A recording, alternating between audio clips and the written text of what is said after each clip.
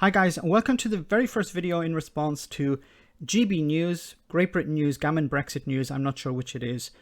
But let me start off by saying the production values on GB News, you don't see it in this video, but you do see it in others, is about at the same level as my production values, which I mean pretty much zero. Because they are bankrolled by Rupert Murdoch, multi-billionaire in Australia. So you would imagine the production values are a bit higher. The lighting is terrible and the recording studio doesn't seem to have soundproofing. Anyway, apart from that, very first response video, of course, is on Brexit. You're going to hear from Tony Abbot, who used to be the Prime Minister of Australia, talk about, well, never mind food standards. Remember the special relationship, the cultural connections between Britain and Australia. Well, Britain always has relied on imports. You currently import over 40% of your food, and why not add to the sources of food you can import high quality, good value food from Australia? Okay, it's not about expanding the market, the importation market.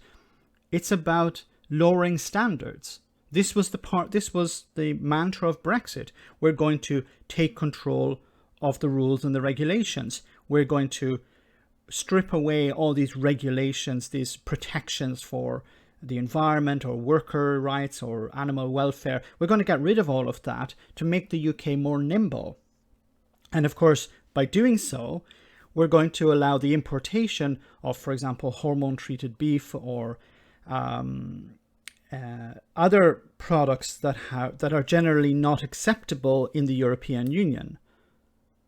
It's not about allowing, opening up the market so you have better choice.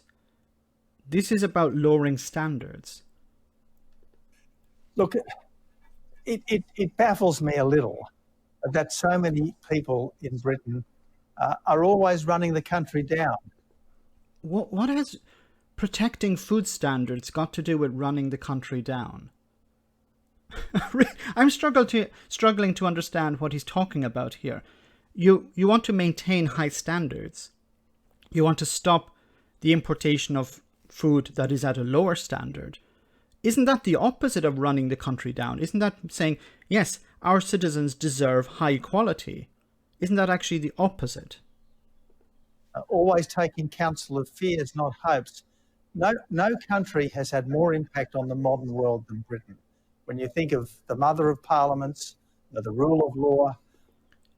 This is just Brexiteer speech. The trade deal is about lowering standards, allowing, as I said, meat or sheep to come into the UK, into that market, to flood the market. And of course, this is going to have a negative impact on farmers because they're not going to be able to compete with the massive production that is in Australia. Democracy, the Industrial Revolution, the emancipation of minorities. Britain can cope. And a trade deal with one of Britain's greatest friends, namely Australia, that's no threat to the people of Britain. Tell that to the farmers, because the farmers themselves have said this is a threat. So maybe Tony Abbot can speak directly to the farmers and explain to them, don't worry if your country imports meat at a lower price and at a lower quality. You'll still be okay. This is going to help the people of Britain because we will stand beside the people of Britain through thick and thin in the future as we have in the past. What has this got to do with food standards? Yes, we fought together in World War I. We fought together in World War II. During crises throughout history, Australia and the UK have stood together.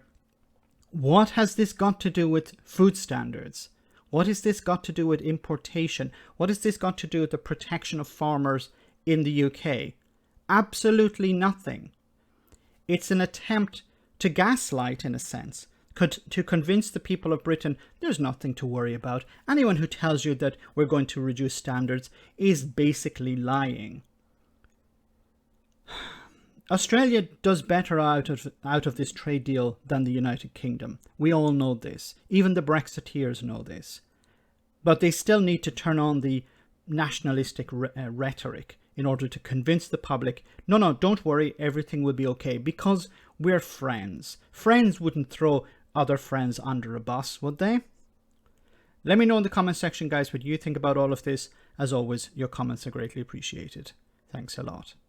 I want to say a big thank you to all of my patrons. You ensure that this channel continues to exist. I'm eternally grateful for all of your support. If you join Patreon, you will receive instant access to our Discord server, where we have both audio and video chats. You can chat with me and other patrons, where we discuss important and non-important issues. Becoming a patron per month costs about the same as a large coffee, so why not check it out?